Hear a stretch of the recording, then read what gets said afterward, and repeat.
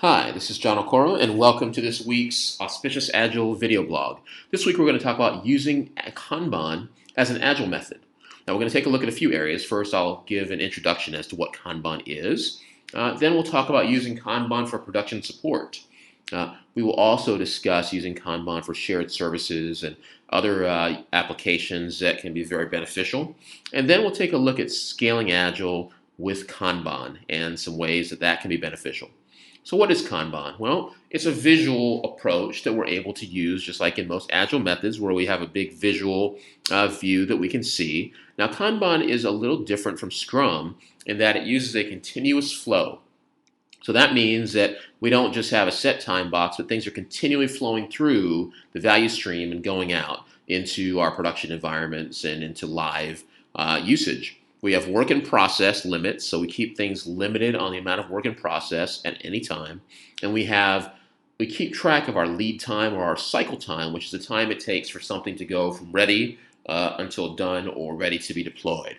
So using a Kanban method can be very beneficial, certainly in the area of maintenance. Often Scrum is not given to production support or maintenance because in those areas you need to be constantly applying fixes. You need to be doing fixes daily, hourly, and Scrum is usually looking at a minimum of 1 to 2 week time box. So often teams will find that they're not able to do maintenance and support work, ongoing maintenance, after the initial product is created using Scrum. So in this case, we find that Kanban's continuous flow can be very beneficial for teams. Maybe they were doing it with a support handoff and they want to give it to another team that's going to be doing ongoing maintenance. Some organizations use methods like ITIL, etc. And Kanban can be a nice option for doing ongoing production support and otherwise.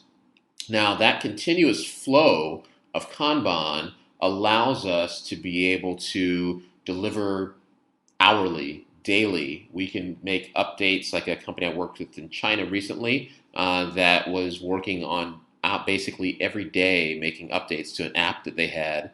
And they were working on this app. So Kanban can be a very valuable method for this. Now, another area where Kanban can also be very valuable is in the area of shared services. Areas like user experience design. One entertainment organization I worked with had a user experience and user design. They had constant requests that were coming in, and they worked with Agile Scrum development teams, but they couldn't do the same time boxes that those teams did. They needed a continuous flow to be able to keep on bringing in new ideas, ideating, trying them out, trying new things.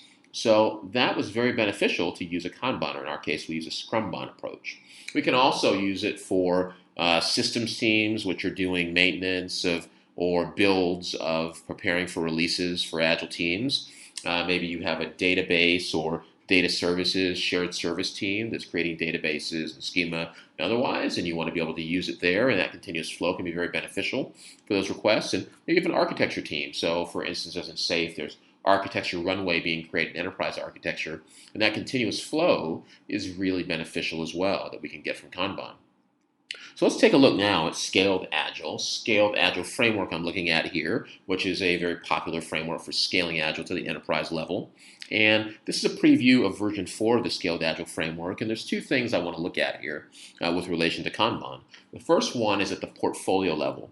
So at the portfolio level, you see that the Scaled Agile framework uses Kanban to create business epics and to use and create architecture epics for a continuous flow as we're doing those business value streams. But now it also allows us to do this at the team level where we have Kanban teams at the team level. And this is a very interesting development because it means that even while we have some teams that are doing Scrum, maybe we have shared services teams that can be using Kanban, as we mentioned earlier, and that allows us, but we still get the flexibility of our cadence of our meetings, so our planning and our ceremonies and other things, we get much more flexibility that we can use with that at the team level. So that's a very good benefit for our teams, even as they're working in the scaling context. Now, in addition to that flexibility, that allows us to be able to maintain existing processes we have, like regulatory processes. Maybe we have regulations that we need to comply with, certain processes or audit